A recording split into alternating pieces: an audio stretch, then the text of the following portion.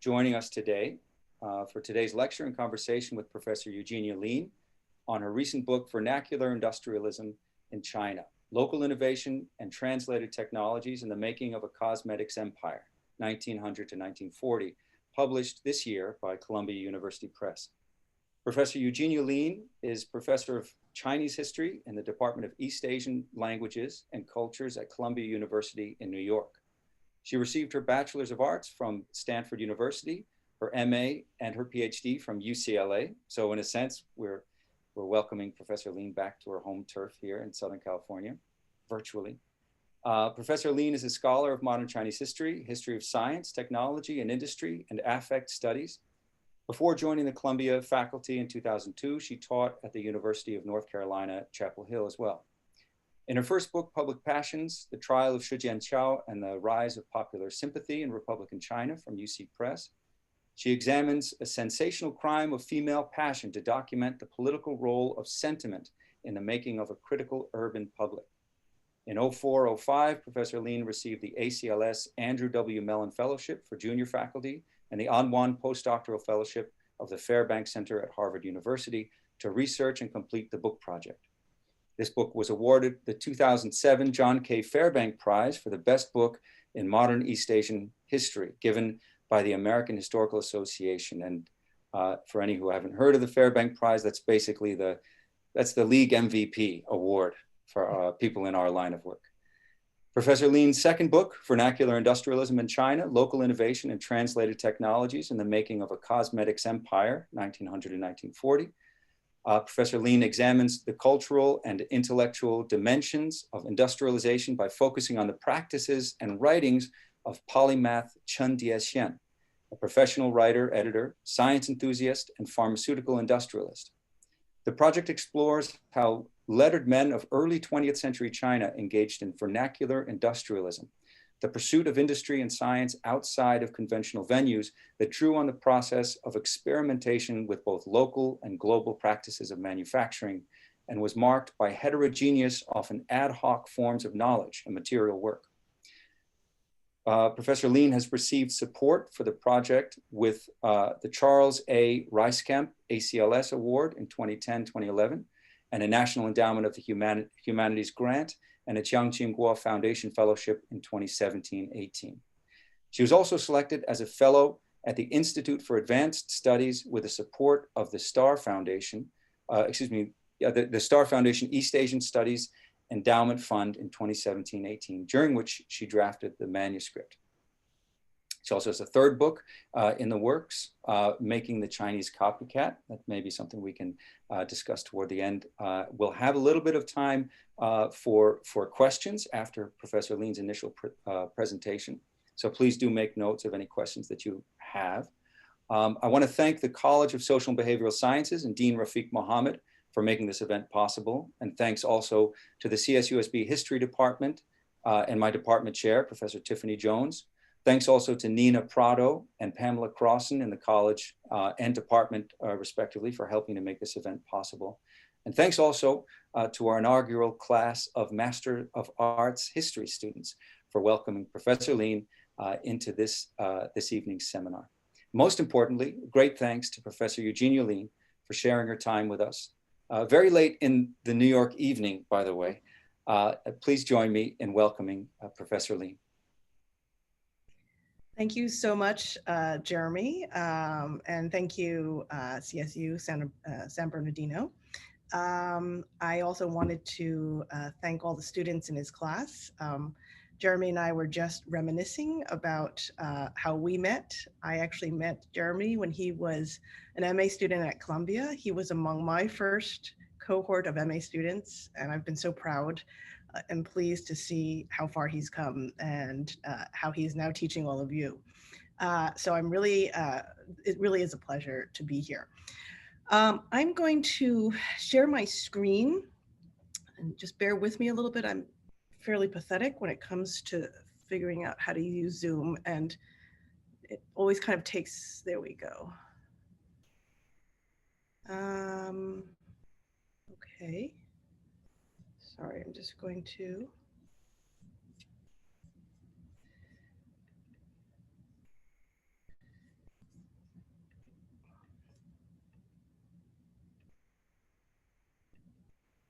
Okay, oops. I'm not sure. Can you see this at all? Jeremy, can you see you can see it. Okay, so let me start with the slideshow itself. Okay, that works? Right? Okay, great. So this is a copy or a image of the book that I just wrote, Vernacular Industrialism in China, Local Innovation and Translated Technologies in the Making of a Cosmetic Empire. I'll be talking about it today and would like to ideally cover the content of the books, but also, and what were some of the issues at stake for me as I wrote this book. But I'd love to also engage, I know many of you are thinking about methods, and some have recently read the Carlo Ginzburg piece on microhistory, so we can also possibly link it to some of the discussions you are all having in your class. The book itself features this fellow. This person is Chen Diexian, 1879 to 1940 are his dates. And as this title suggests, he was a man of letters who was very active in an age when China was engaged in industrial capitalism. Chen Diexian was a maverick figure in many ways. He did many things. He was a novelist, a pen for hire, a professional editor and translator, but he loved chemistry. He loved science. He was an advocate for it. He was a dabbler in it. And he eventually became a patriotic captain of industry and founded a daily goods company known as the Association of Household Industries. So the book uses this individual to look at much larger issues. It wants to look at how people like Chen, who were lettered elites, if somewhat middlebrow, working for profit, navigated a very transitional period in Chinese history. This was a period when there was a fall of the empire. The Qing Empire was in decline, and China was moving towards becoming a modern republic, a nation state that participated increasingly in global capitalism. And what I do with this individual is I try to use his activities to explore how entrepreneurial figures like Chen, and he was not alone, and I'm happy to talk about that more in the Q&A, how they leveraged their classical education in order to find success in newly commercializing world of letters, as well as an emerging sphere of industrial manufacturing. And we'll see that he was extremely productive in making and selling both words and things. He would turn his his literatus studio into a chemistry lab. He would write novels about seeking profit, and he would share brand name recipes as common knowledge in newspapers. So he really mixed the world of letters, where he was a professional, with his activities in the world of commerce and industry.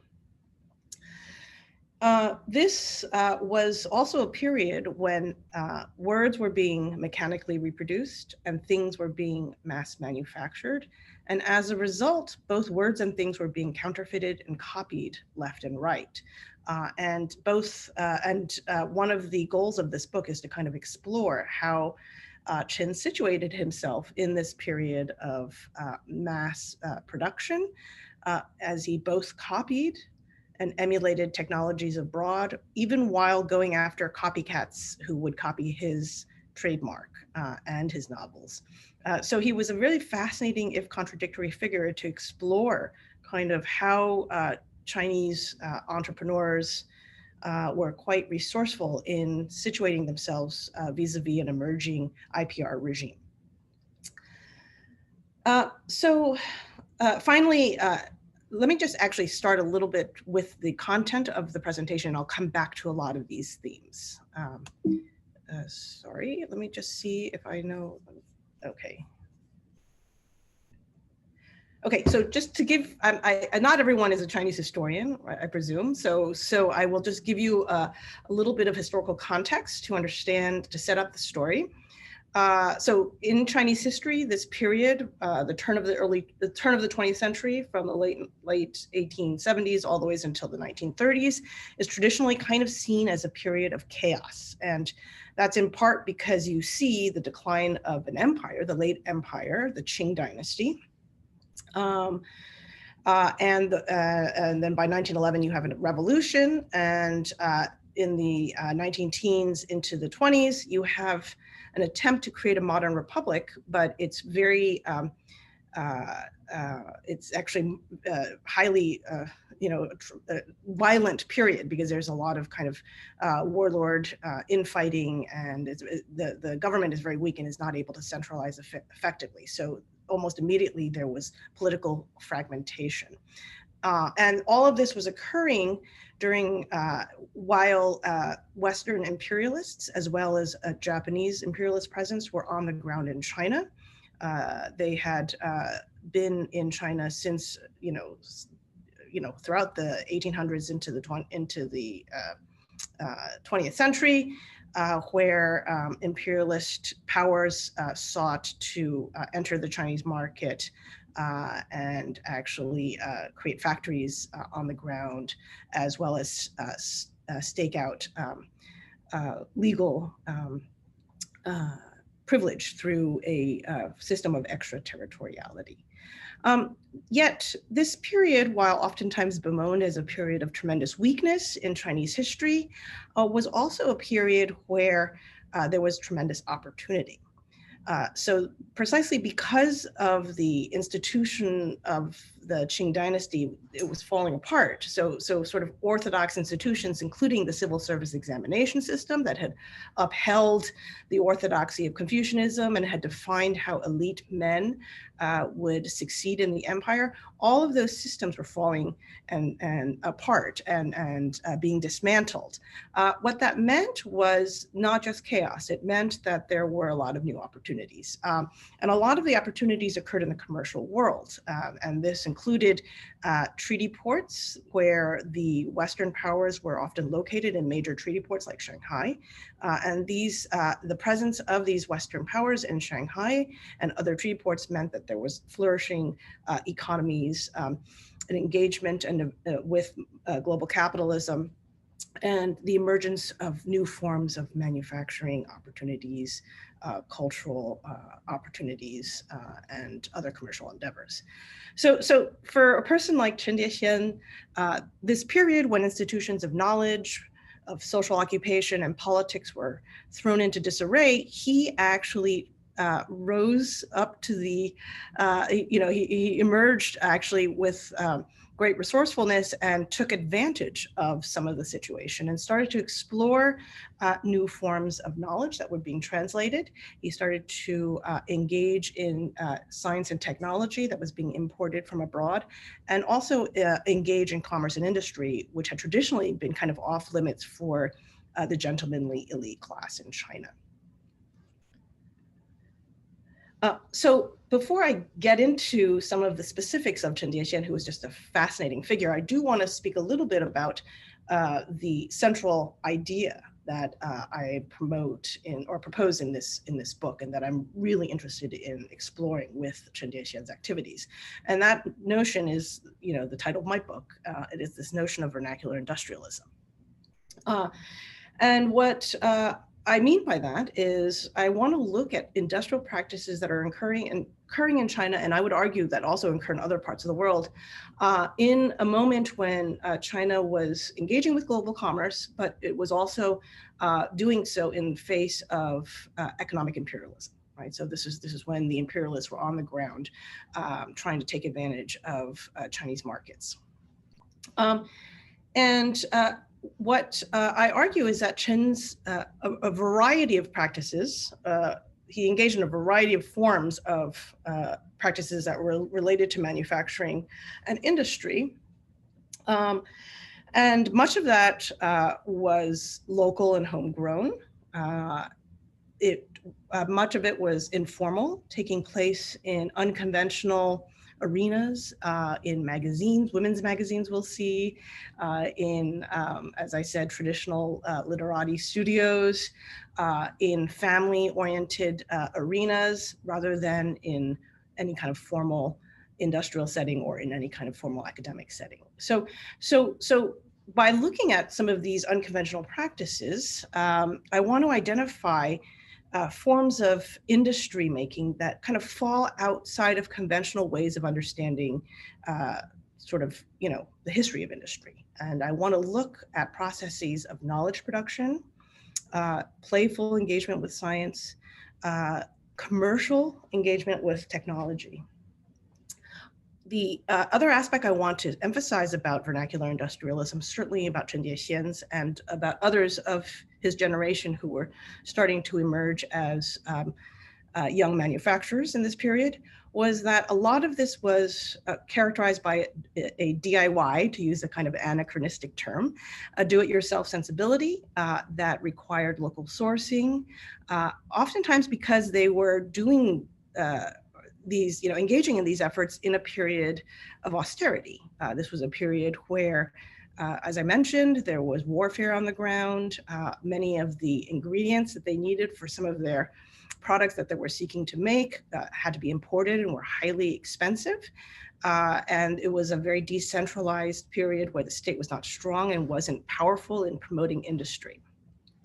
So there was a lot of initiative from below that was taking place. And in the face of the economic imperialism, there was also a sense of patriotism emerging. And so many of these characters like Chen Diexian promoted their activities as quite patriotic, as a form of autarky, as nativist manufacturing. And indeed, he was later to become a leading architect of a movement known as the National Products Movement, which was a buy and make Chinese product manufacturing movement that took on enemy products from abroad. And so the practices that allowed these kind of scrappy, resourceful would-be industrialists to survive and indeed eventually to flourish included practices of translating technologies, tinkering with recipes, adapting foreign formulas to local conditions, and also copying. Copying unapologetically. This was a period where IPR was very, very new globally, not just in China. And there was a lot of circulation of brand recipes and what would now be deemed industrial espionage, right? I mean, secrets, right? Trade secrets. They were being shared actually still quite widely in the late 19th century and into the 20th century. And in China itself, many of the acts of copying was not seen as something shameful or illicit or illegal or unethical, but in fact, crucial to the building of Chinese nativist industry. Okay, so let me start with Chen because he himself is just a fascinating figure. He was born in a city called Hangzhou, which was a very cultured city, and he himself, I don't know if anyone's been to China, but it's known for the West Lake. It's a beautiful lake where people from Shanghai and other surrounding areas would go and vacation, and it also has a long history of literary practice and literati circles. And Chen Diexian was part of this very lettered elite that emerged in the Hangzhou that was families that were in Hangzhou in the late 19th century. And he was a bit of a maverick. He was very interested in introducing new ideas, oftentimes to very skeptical peers. And so even from an early age, you saw him engaging in unconventional practices, although he would do so in very savvy, clever ways. He knew that some of the things that he was doing was considered suspect, right? And so he would oftentimes present some of the new technologies that he was interested in importing or exploring. Some of the for-profit activities that was sort of looked askance upon by the elite class in China. He wanted to kind of domesticate these new approaches, and he would do so by using literary genres to make things a little bit more friendly to his skeptical peers. And he would do so in multiple ways. So one way, just to give you an example, was he would write poetry about the new technologies that were kind of dotting the cityscape. And so I have here the number 20, one poem of his, known as the number 23 Gongyi Cotton Mill. Up high, down low, electric lights glow brightly, sounds of the machine whir, an unfathomable din. At dusk, the weaving girls are released from work as a steam whistle over the eaves brays like a donkey. So this is a form, a genre, a poetic genre that had a lot of cultural standing, and it was a way that he could introduce something that most of his lettered cohorts would not put into a poem, much less appreciate, and that being a cotton mill.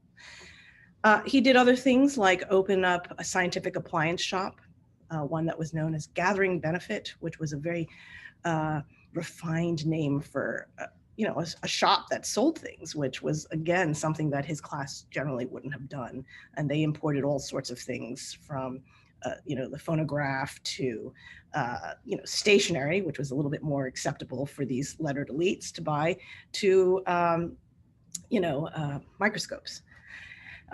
He turned his studio, one traditionally used for textual work and solitude and contemplation, into a chemistry lab filled with glass apparatus. And he would tinker with all kinds of gadgets. The foam fire extinguisher was his most favorite gadget. This was a period worldwide where people were trying to innovate with fire extinguishers, because there were actually really destructive fires around the world at this time. And he was very interested in the foam fire extinguisher in particular, given his interest in chemistry. And there's this wonderful anecdote where he dragged all his friends up this huge hill and he set ablaze a pile of hay, and he was going to use his foam fire extinguisher that he had kind of put together to put out the blaze, and it didn't work. He will later on continue to tinker with the fire extinguisher and eventually get a patent for a successful one. Okay. I do want to also just comment a little bit about his fiction writing, because he's actually a very, very famous novelist. He's probably better known as a novelist than he is as a pharmaceutical industrialist, certainly in the West. And he was known for writing novels that were known as Mandarin duck and butterfly fiction. Mandarin ducks and butterflies, as you can see here with this Chinese Mandarin duck painting. There's also butterflies here on one of the book covers. They were allusions, literary allusions in these novels about romance and lovemaking, right? It was a discreet way to talk about lovemaking in these novels. And he was a novelist who wrote several of these novels. The most famous one is known as The Money Demon. This is a translation, obviously. And they sold like hotcakes. I mean, he made so much money, he became a brand author. And indeed, this was something that was new for those with his background. To sell your literary products for profit was actually seen as very déclassé. And indeed, in the appropriately titled novel, The Money Demon, he explores that because he's very anguished. This is actually an autobiography, somewhat of an autobiography framed in the classic sort of romance novel formula that was very popular in the day.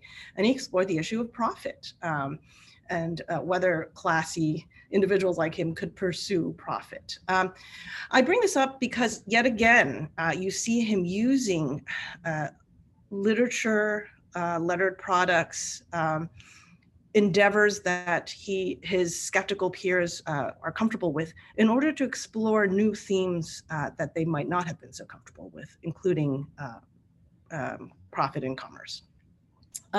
And we'll also see how he leveraged the money that he made off of these novels, which were eventually serialized and published in newspapers in Shanghai. He made a ton of money. He would leverage that money to establish his pharmaceutical goods, his daily goods company. Okay, so the other aspect of one key aspect of this book is that I argue that it's very important to understand vernacular industrialism, not just in terms of sort of the factories that were built, the material efforts that were made to build industry, but that knowledge production is central to understanding the emergence of industry, certainly in China, but I would argue elsewhere. And again, as I said, the literati class tended not to look at industry and commerce as something that was respectable. And so much of the knowledge production that had to be done included swaying those who were part of this literati class to engage in manufacturing, in science, in chemistry, and so on and so forth. And Chen Diexian did it, again, both through these sort of classical genres like poetry and novel writing, but he also did it as a emerging editor in Shanghai's print market. He moves to Shanghai as a young man very quickly when he was 19 or 20. And this is just after the 1911 revolution and the Republic was emerging politically. Shanghai was this thriving new city, and it had a very vibrant print market. And he went there and he started to sell his novels, but he also became a professional editor and translator. He almost immediately opened up a translation bureau where he and two of his children and two friends of his would almost in this kind of assembly line process would just constantly translate books and novels and legal tracts. So he was a big translator of Sherlock Holmes fiction, for example, but he also translated legal tracts and chemical, science books and actual manufacturing recipes. And the process was fascinating. He would translate, he himself didn't speak any foreign language, right? So he would have the one person who did speak or read multiple foreign language, read the original text in German or English or Japanese, and then he would have scribes who would, the person who would translate the original German text would translate it into spoken Chinese, and then scribes, one of his daughter or perhaps his son, would write the spoken presentation of the text into classical Chinese, right? So the written form of Chinese was different from the spoken form. And then by the end, Chen Diexian would actually be at the end of the assembly line. He would take the finished written product and he would add commentary. He would change the language. He would make the literary product more amenable to readers in China.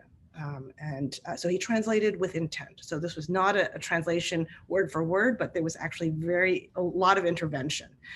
And we'll see that becomes very important for some of his industrial efforts. So I wanted to show you just a couple of types of sort of editorial work that he does in order to promote chemistry and manufacturing. The first one I want to focus on actually is a how-to column. This was a column that was known as the Warehouse for Cosmetic Production, and it was published in a journal that he himself edited called 女子世界, which is the women's world.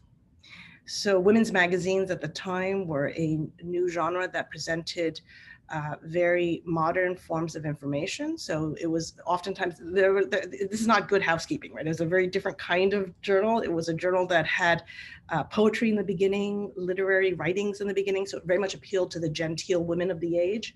But they also had political and social essays, and they also included oftentimes technical information and columns such as this one, how to manufacture makeup. And if you look, this is a portrait of the targeted audience. This is the woman that he targeted, the genteel woman. And this was the actual cover of one of the issues. And the actual column itself included recipes. This here is a Chinese recipe.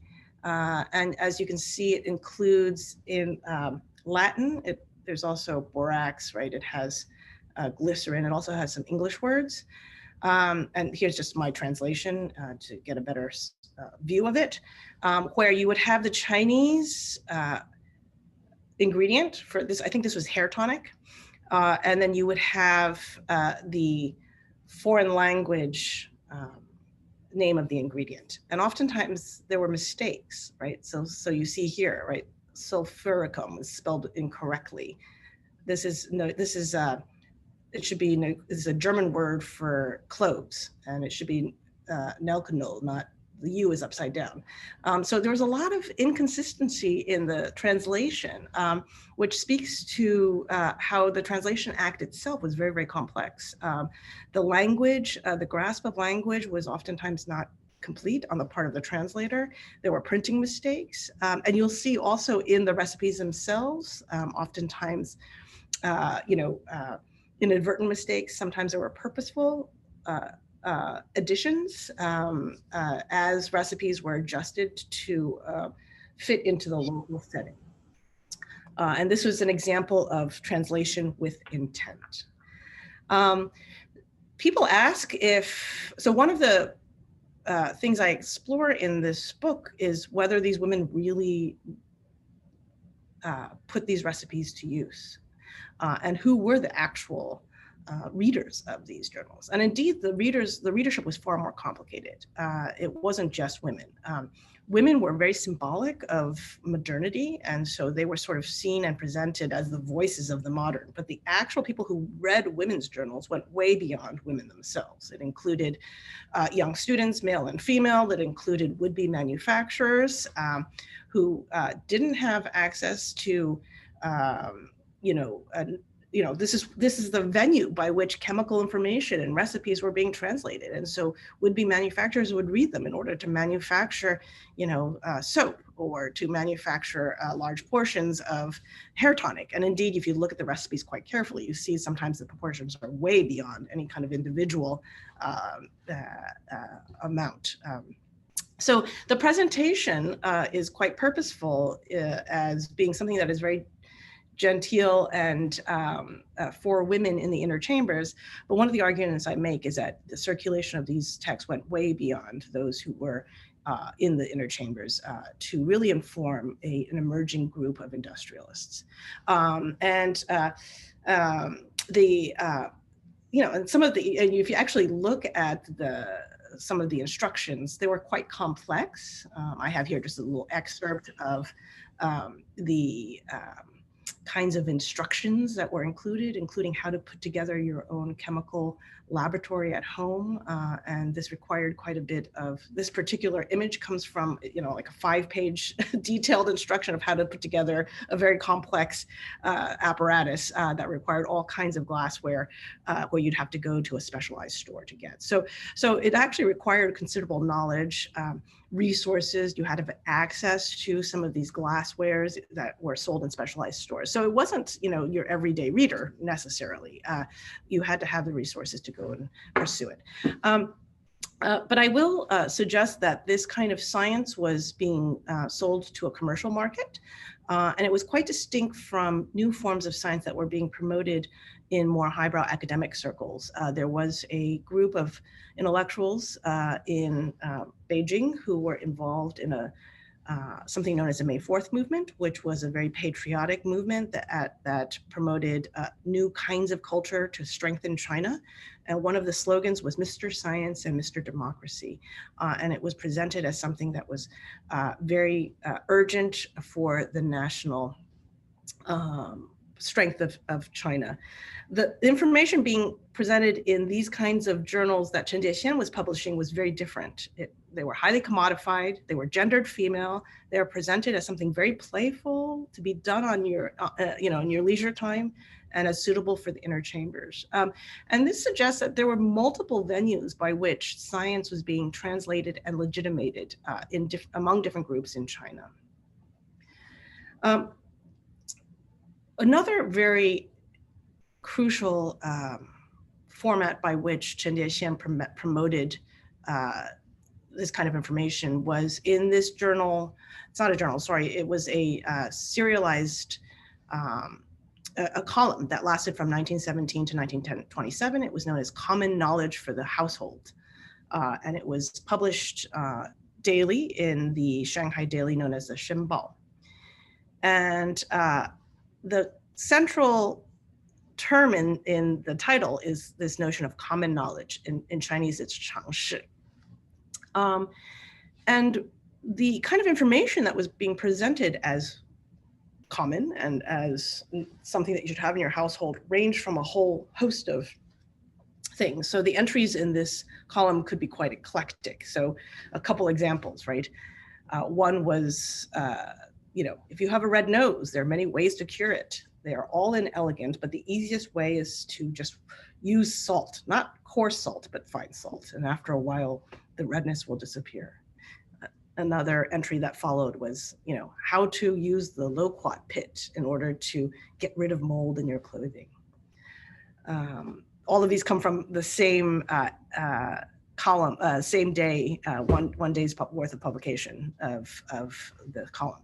And then another entry said, okay, when musicians play instruments, they have to thicken their fingernails. How to do it? They give you a little tip, right? So this column was very fascinating because it had all these little tips, right? These like commodified tidbits that you could kind of consume leisurely. But alongside these kind of fun, quirky, casual entries were oftentimes manufacturing tips that could get quite detailed, right? And they had all kinds of titles: the method for manufacturing matches, method for bleaching, how to gild gold, how to manufacture camphor, how to manufacture soy sauce, and so on and so forth, right? So it's very interesting. This, Chen Diexian was trying to present sort of these industrial tidbits alongside kind of these common household hints. And indeed, this was kind of an emerging field known in Chinese as 小工艺, which I translate as kind of minor industrialism, that was being presented as something that you could kind of purchase and increase your knowledge about science and chemistry and manufacturing. And this is very important in this period, precisely because the 1920s in China was a period where expertise was not quite developed, like who was an expert and who wasn't determined yet. Occupation wasn't set. Ownership over science and industry wasn't determined. 1920s in China, this is right when universities were emerging and the modern universities were still forming, and modern disciplines like chemistry and physics were just kind of, starting up. So there were all different places or sites from which you could get information on chemistry and science. The academic world did not monopolize this. The industrial world did not monopolize this. And Chen Diexian really was part of this, sort of multifaceted period where he decided to promote knowledge about manufacturing industry in the commercial world and through these kinds of publications on common knowledge. And the common knowledge publications would actually compete with emerging specialized journals and industry journals, one of which I just cite here is called the Chemical Industry Journal, which was speaking to the fact that the chemical world, the industrial world, was starting to formalize, right? And you can, and I compared a lot of the entries between Chen's Common Knowledge column with the Chemical Industry Journal column, and you can see that the Chemical Industry Journal is more technical, right? So right here, I just have a very quick excerpt. This was actually an excerpt on an article about Chen Diexian's own company, where the Chemical Industry Journal shares one of his manufacturing approaches towards making magnesium carbonate. And it actually shares a chemical formula, quite complex, as well as kind of a narrative explanation. And so you see kind of in the print market, very different types of ways of kind of staking a claim over these new forms of knowledge. The more specialized journals wanted to keep these forms of knowledge within the sphere of the chemical occupational professional realm, Chen Diexian was making it common. And I think this notion of common knowledge is really, really powerful, precisely because it speaks to not just China, right? This is a period throughout the world where there is a mass production of things occurring along with the emergence of mass media. And mass media was enabling individuals who are outside of formal corporate realms or formal companies or industrial spheres to promote knowledge about science or industry. And I actually liken Chen to an American counterpart, this also fascinating figure who was a science fiction writer, this guy Hugo Gernsback, who published a lot of radio journals and electronics journals, and he had his whole community of radio tinkerers that he wrote to and supported and shared information about. And like Chen Diexian, he would share technical knowledge that would eventually become kind of absorbed by corporations and the industrial arena, and eventually made kind of more opaque and not accessible. But in the 1920s, there were still these individuals who were kind of quirky and participating in kind of sharing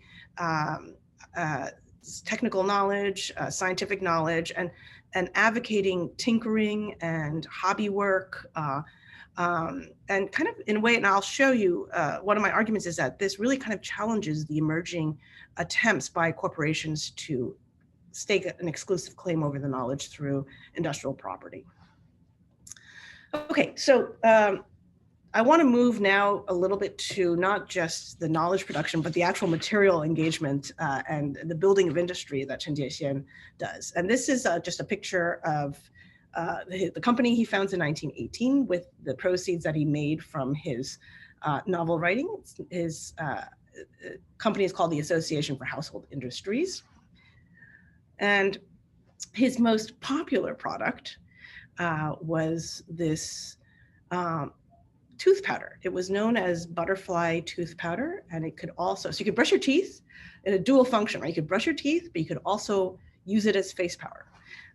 So it was a real popular product. It sold also like hotcakes, just like his novels. And it was known as, in English, the brand of both the tooth powder and in general of his cosmetics line and his daily goods line, it was known as the Butterfly brand in English. In Chinese, I don't know if anyone knows Chinese, but it is known as Wu Di Pai, which literally means peerless, without peer. And this makes sense in a period where there was a national products movement. And this was seen as a nativist product that was without peer, that could outdo foreign products.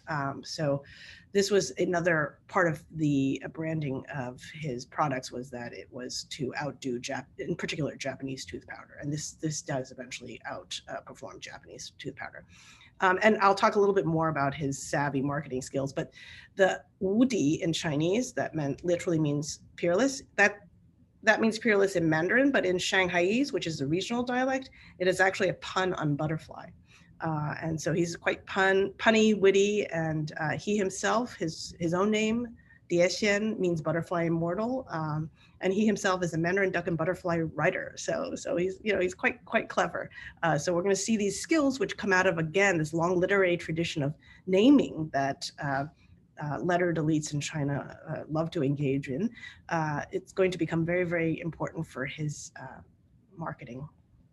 Okay, but how did he come to cosmetics? So the cosmetic, and also how did he why was tooth powder sort of so important to him? So the cosmetics, again, he was, as I said, when he was young in Hangzhou, he actually knew this Japanese official who brought in a cache of documents of recipes, right, about chemistry and the production and manufacturing of all different things. And he really took to some of these recipes and had already been tinkering with them to produce local items and local goods. And so one of the sort of origin stories that's associated with Chen is, and his tooth powder, was that he had some knowledge about how to manufacture cosmetics, but there was always the problem of getting ingredients.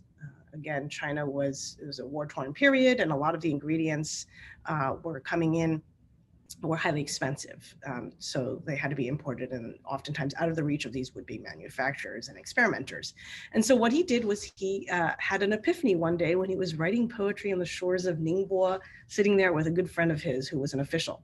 And then he noticed that all of this cuttlefish had been sort of swept onto the shores, the beach, and as the water went away, the bones were left and they were drying in the sun. And then he had one of those aha moments where he said, cuttlefish,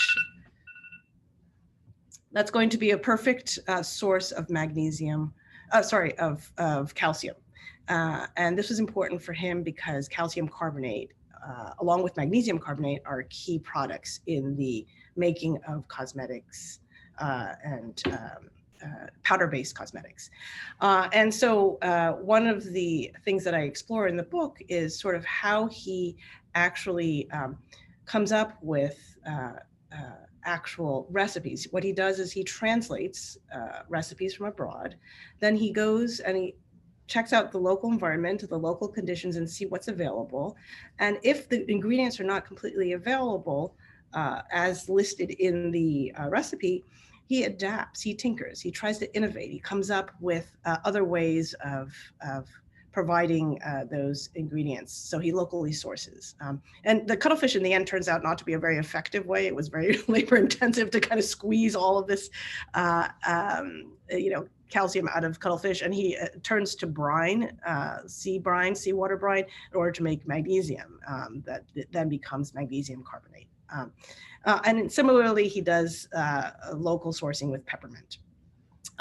So he does this over and over again with a whole bunch of things, not just his tooth powder, where he looks at these globally circulating pharmaceutical records and recipes, and then he adapts them, and then he translates them and then shares them. This is just the Chinese text here is a shared text of his adapted recipe that he circulates widely as common knowledge.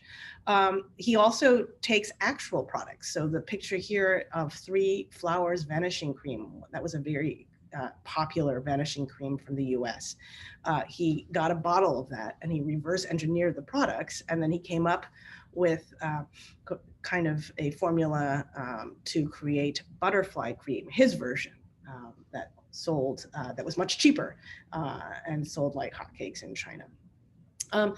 So very savvy. I'm running out of time a little bit, but this is just, I actually spoke a little bit about his branding in addition to just being kind of a savvy person who could translate technologies. He was also quite good at marketing. And this is just an example of some of the efforts that he engaged in to brand his cosmetics. This was a campaign where he used movie stars to help sell some of his goods, both within China and in Southeast Asia. And he copied freely from a very popular, this is a Lux, if you look to the left here, it's a Lux campaign. Lux had used, it was a British company, and it was one of the leading sort of cosmetics campaigns to employ movie stars around the world to sell its products. This is Chen's copycat campaign, where he similarly uses the same movie stars in order to sell his butterfly brand. And indeed, he also allies with one of the most famous Chinese movie stars, who was she was known as Hudie, Butterfly Hu. So just to kind of conclude, I think I'm running out of time.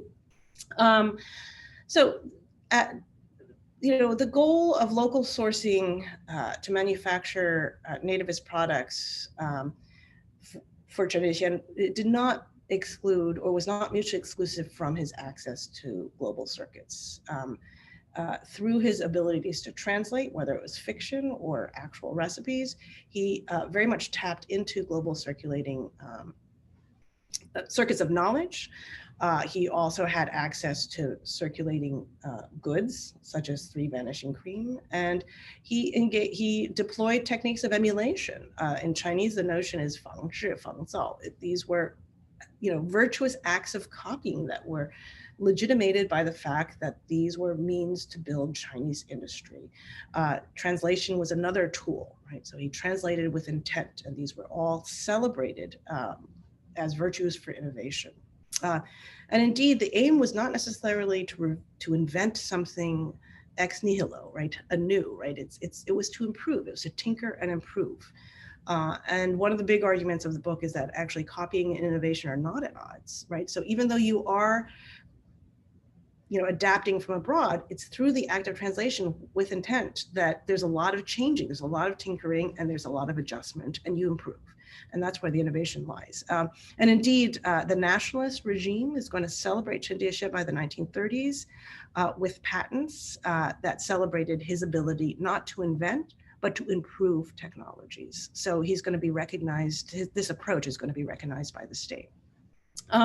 So I think I'm going to actually end there. The summary is very much already, I think, the issues that I brought up. But I'd rather hear a little bit from all of you if there are questions, and we can just discuss and engage with some of the other issues. I will maybe just, mention one last thing. One of the things I do engage with in the epilogue of the book is sort of the contemporary relevance of this study. Many of you probably know that China's in the headlines a lot today because it's seen as a threat, and U.S.-Sino relations are unfortunately at a nadir right now. But one of the reasons why the tensions are so high is precisely because China is seen as an emerging superpower commercially and industrially. And all sorts of accusations of Chinese copying, of industrial espionage, are flying left and right. I think it's much more complicated in terms of understanding how China manufactures and what we might call rogue manufacturing from a kind of a Western perspective. Within China, it's oftentimes seen as sort of savvy skills in order to access new technologies in order to build its industry. And it's seen as actually something that is very important for nationalist purposes. And so I'm very interested in making a comparison between the early 20th century, where you see similar efforts in Chen Diexian's vernacular industrialism, with some of the activities that are taking place today in the 21st century in places like Shenzhen, where there's, so-called, in Chinese is known as shanzhai, knockoff production and rogue manufacturing, which is bemoaned in the West, but in China is actually seen as something that's very central for fueling its economic ascent. So I'll keep it at that. I guess I'll let Jeremy, I'm not sure how you'll like to proceed. Thank you. Yeah, that was great. That was really, and I haven't finished the book, but I've started it, and I'm really enjoying it. And that was a really nice sort of primer, because there's so much in there. It's so rich. There's a lot to discuss. I have a lot of notes, but I don't want to pull rank yet. I want to encourage others. If you have some thoughts, we had discussed, you had mentioned the Ginsberg, and so a handful of the MA students are reading The Cheese and the Worms and thinking about this idea of microhistory and mentalities or mentalite, and sort of thinking about the zeitgeist, what's happening in the time. So I know that's on a lot of your minds. In the meantime, you should be able to unmute yourselves. Yes. If you want, you can raise your hand virtually, type something in the chat if you are at the dinner table or something like that, and you don't want to unmute or turn your camera on. If you want to type something, feel free to do that. We have about 15 minutes, so we have some time for discussion. So please jump in. Brittany, go ahead. Hello. Hi. So my question, Dr. Murray has already kind of kind of warmed it up already, but my question was, why did you choose to approach this book as like a microhistory rather than looking at multiple different like perspectives? And why did you just choose to focus on one person rather than, you had mentioned before, there was a lot of kind of these elitists or who were trying to adapt to this new transitioning world. So why the approach on the microhistory? Yeah, so in many ways, so my first book was also a microhistory book. So I actually was trained by Carlo Ginzburg. So so that comes out of a lot of my training, and I also think it's partially because historians traditionally have liked to write biographies. And there's a reason to it, right? Reason for it. Biographies tell powerful stories. And part of a historian's job is also to kind of just whet people's appetite and bring them back into the past and tell an effective story. It's not only our job, that's not the only aspect of our job, but that is something that is important. And so I found the biography genre to be really effective. That said, I don't want to write a traditional biography where I only look at a person to celebrate him or her, or to write a hagiography, nor am I trying to write an entire kind of, I'm not covering every aspect of Chen Diexian's career, right, or life. Rather, what I'm trying to do is I look at his industrial activities. I give a sense of his life, but I'm looking at his acts of vernacular industrialism, both in terms of knowledge production and material production, and I situate him in a whole cohort. So in the full book, I talk about others like him, who are part of this generation, this transitional generation, who do similar things.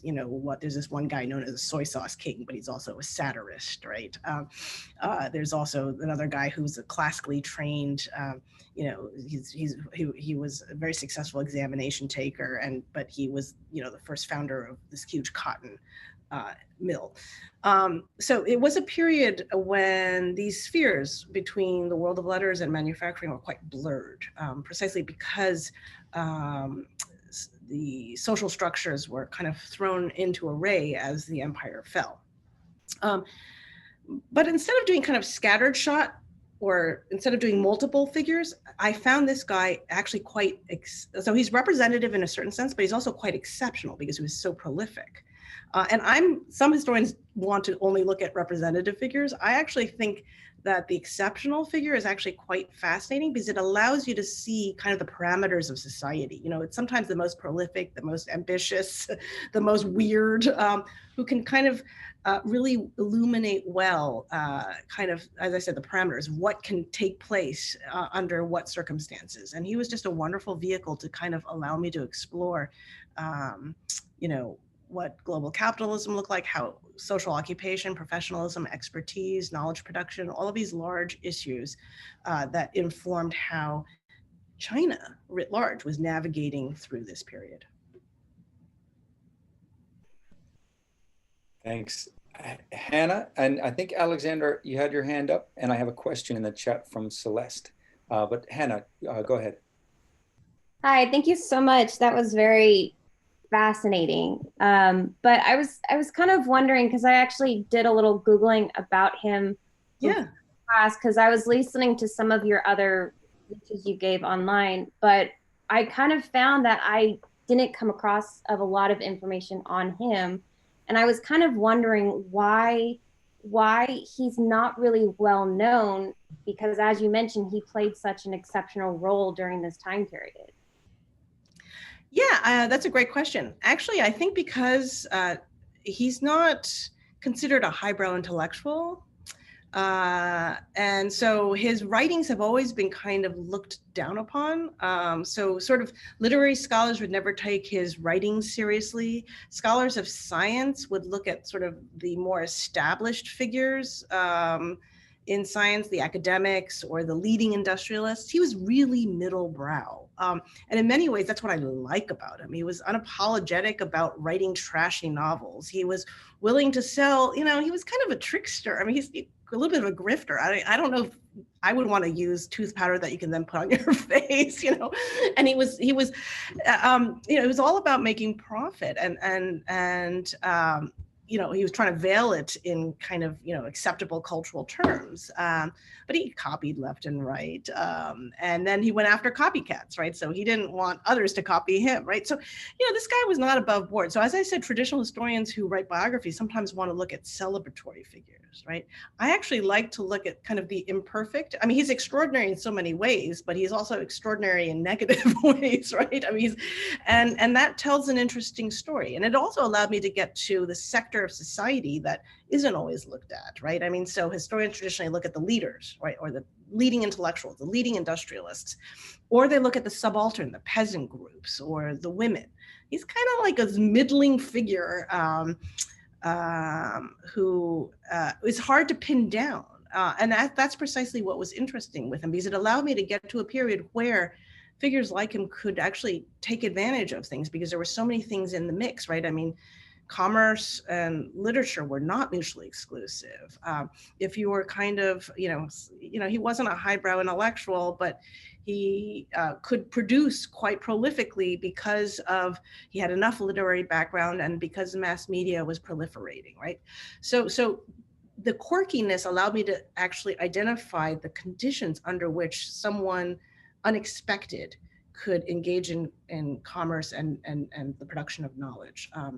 And to outline kind of the circumstances that allowed for that. And so I could go from the micro to the larger setting of the day. These are great. This is really, we're really doing our due diligence in our historiography work here. Excellent questions, guys. And this is really nice. I can see the Ginsberg connections as well here with this sort of very curious subject to choose with a Minocchio parallel.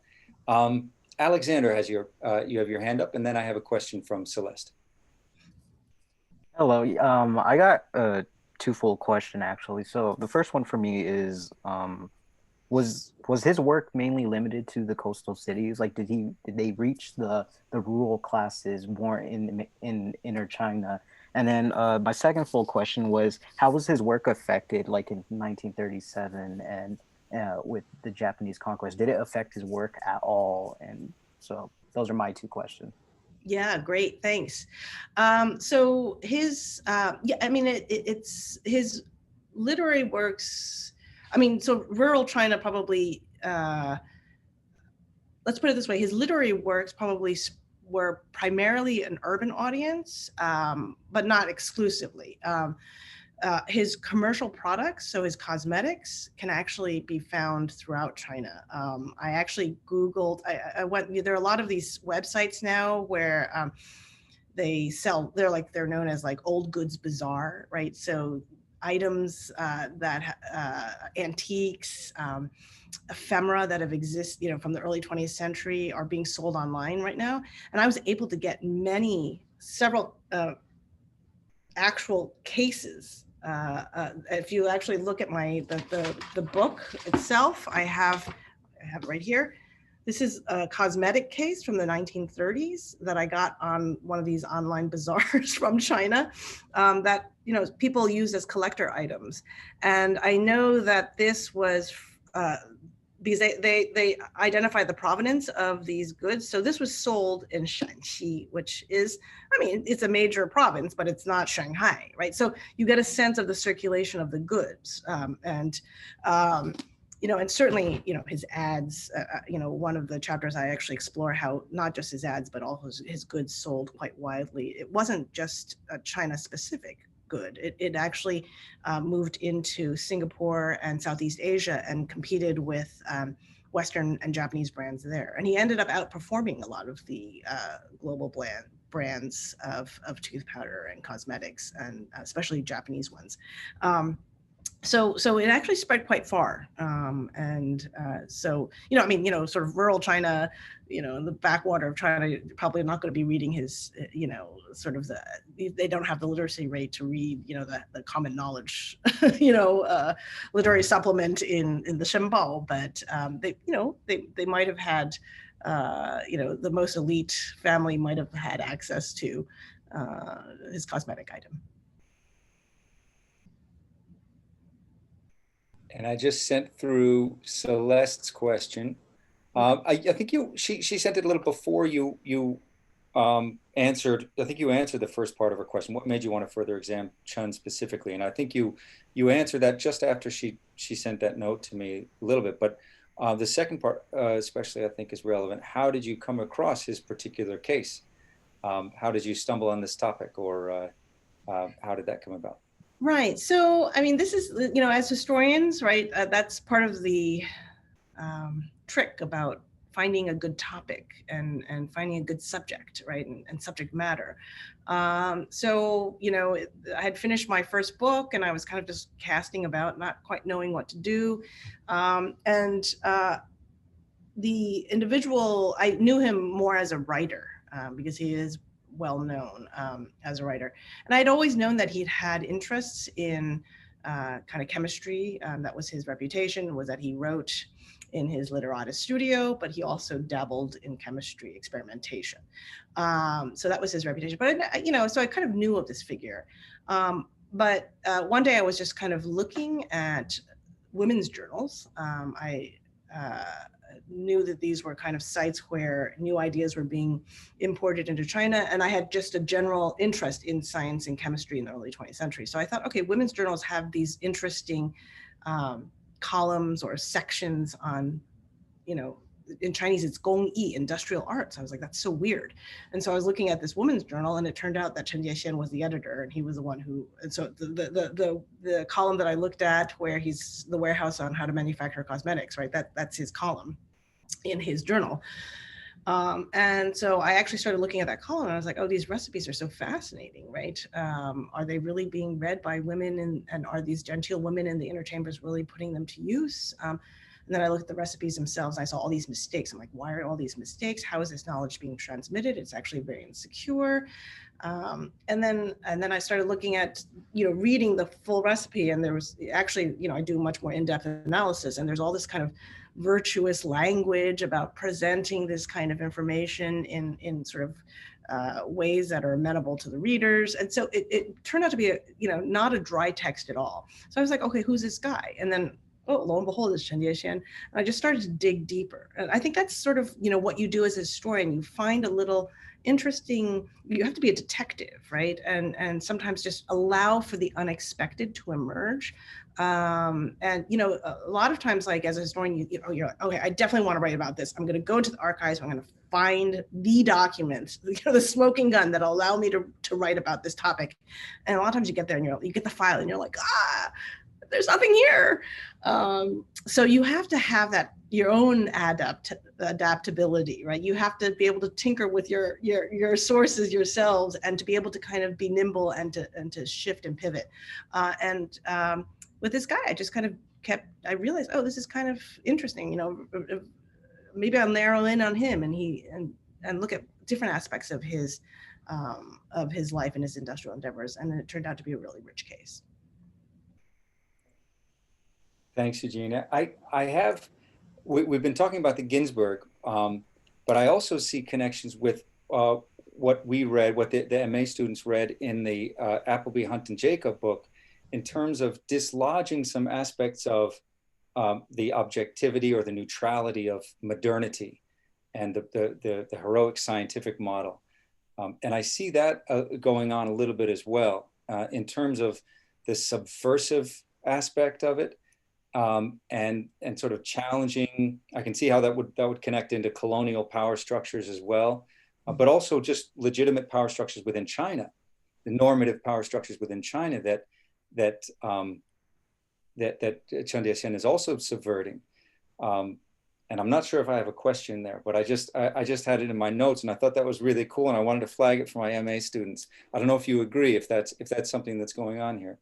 Yeah, absolutely. I mean, so vernacular industrialism is meant to kind of describe the historical practices that he engages in, right? I mean, it's sort of, the tinkering, the adaptation of recipes, the knowledge production, the writing of columns on chemical manufacturing, all of this, the variegated array of industrial activities that he and others like him engage in during the time period. But it's also meant as a kind of heuristic analytical device that challenges sort of conventional narratives about how China industrialized. So the conventional narrative is that China is behind the times, it lags, it's not modern enough. And indeed, figures precisely like Chen, right? He was known as an old literatus, right?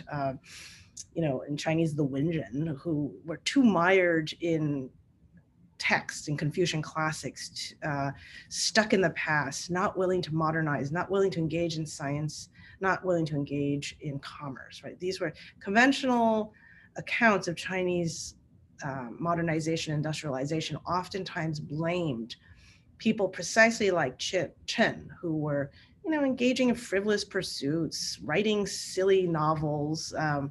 If they did engage with science, they were doing it out of delight. It was just a pastime, a hobby, right? Not at all serious. I was writing against that narrative. I wanted to suggest that this group of this generation was actually not just able to engage in science, but they were actually able to leverage a lot of their literary skills in order to find success in the world of commerce and industry. And, you know, whether it's kind of the play with names, right? That became very useful for him when he was branding his butterfly brand. Whether that's the ability to tinker with text and acts of translation, that was very useful for him to literally get knowledge from abroad and get those recipes here, right, into China. That's one narrative that this notion of vernacular industrialism writes against. Another thing that I want to kind of really challenge as well is this idea that, you know, China's constantly behind, and especially during this time period. I don't know if you guys are reading Pomerantz's book. You might not be reading Ken Pomerantz's book, but there's this very influential book on kind of world history that engages in comparative industrialization. And its main argument is that basically China and Europe were kind of chugging along at the same speed until the 19th century, when England and places like England and Holland finally have access to the colonies and to coal, and that fuels the Industrial Revolution and allows Europe to move beyond China, outmuscle China in the world of industry. And then China just kind of stagnates. So one of my goals is to really write against this stagnation narrative, and said, you know, yes, this was a period where there was tremendous political chaos, but on the ground, there was still a lot of entrepreneurial industrial activity, some of which we don't recognize as typical industrial activity.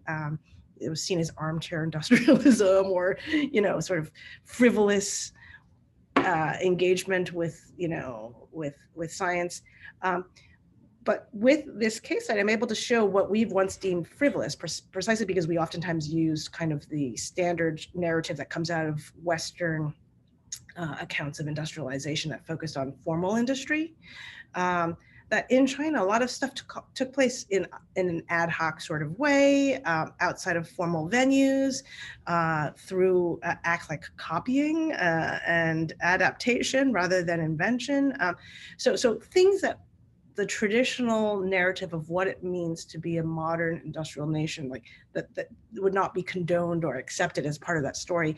The Chinese case kind of allows us to broaden our understanding of different forms of industrialization and understand industrialization, you know, in a plural. There are multiple myriad ways of getting there, and it's a good story to tell in the 20th century, where China was conventionally seen as kind of the loser, whereas now in the 21st century, you see China's actually, you know, doing quite well.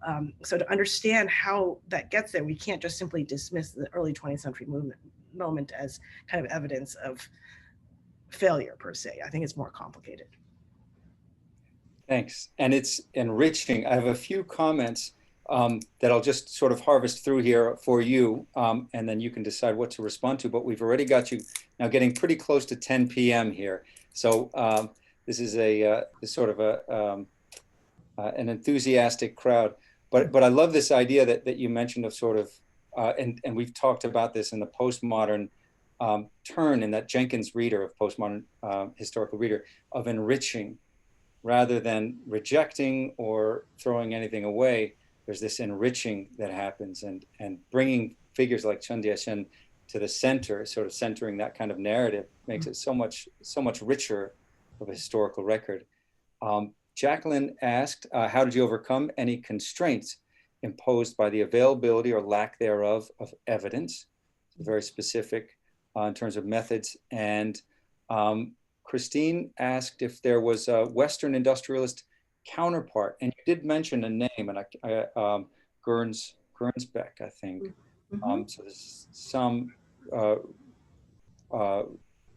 connection there. And then, sorry, I think there was one more. No, I think that's it.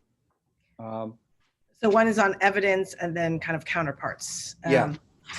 Yeah. So, you know, the evidence is a good question. This is something that all historians have to, you know, deal with. So one of the challenges that I had to deal with was that I had to wade through a lot of really celebratory accounts of Chen, because, you know, he has, well, I used a whole host of information. Sometimes I use his literature, right? I mean, which historians are generally not comfortable with using at all, right? And then I also used biographical accounts that were often very celebratory and hagiographical. And then I would use things like recipes, right? How do you read a recipe as a historian, right? So I used very unorthodox sources. So you have to do that very carefully, right? These are not typical archives, right? They're not like legal records or state records. I mean, I did some of that I used as well, right? I mean, I looked at some lawsuits that his company was involved in because, you know, going after copycat companies that were trying to rip off his brand name, right? Use Butterfly for their products. But the more unorthodox sources like the poetry or the literature, as well as the hagiography, has to be dealt with carefully. And you can't read them as sort of somehow obviously socially transparent, right? They're not going to reflect social reality.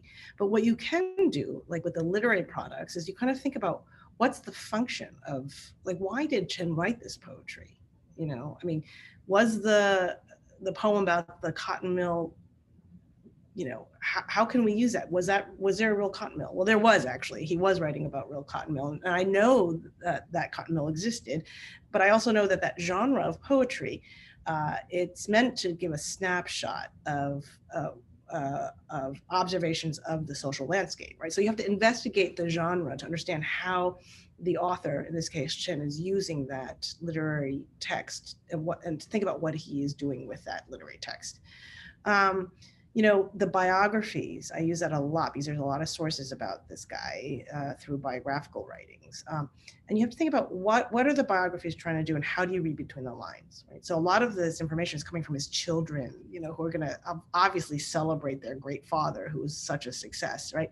So you know, you have to oftentimes triangulate the information that's being presented in those biographies in often hagiographical terms. So if you want to strip away the hagiography, but you have to triangulate those sources with other sources to kind of confirm the information, to allow you to read between the lines and so on and so forth. So that's, you know, these are kind of tricks that you do as a historian. And I would say that, you know, these are texts that oftentimes are easily seen as problematic, but even the more straightforward text, the economic treatise or the tax document, I mean, you have to understand how and why those texts are being produced, right? So tax documents are being produced by the state for a particular function. So they're going to massage that information. So you can't see that as simply objective, right? So better understanding how every single evidence is being produced will allow you as a historian to tease out the information in a more objective way. There's another question about counterparts, right? Well, actually, so one of the speaking of biographies, one of these sort of biographical excerpts celebrate him as China's Thomas Edison. So, you know, I think he's a far cry from Thomas Edison. Then again, I think there's also a lot of hagiography about Thomas Edison. But what I will say is that they were both products of societies that were entering a period where there was industrialization occurring in societies, increasing circulation of knowledge about science. And it was also periods when science was not kind of owned by a corporation or owned by state. You know, in China, science eventually, you know, PRC becomes very powerful and the state really monopolizes scientific activities, you know, NASA, the US as well, right? Or corporations, right? You know, private industry. Thomas Edison and Chen Diexian were writing in periods where that was still a little bit fluid. So you could get these weird, quirky inventor types who could kind of, navigate, this periods where ownership over science and technology was not fixed, and they often could showcase their findings through mass media, through other venues. So this guy Hugo Gernsback is another example of a writer who uses a professional writer who uses media in order to share technological information. So hopefully that answers that part of the question. That's great. I do want to let you go because we are at that 10 p.m. in New York. Yes. Next week I've got David Chang coming in, zooming in from Hong Kong to talk about Korean War prisoners of war.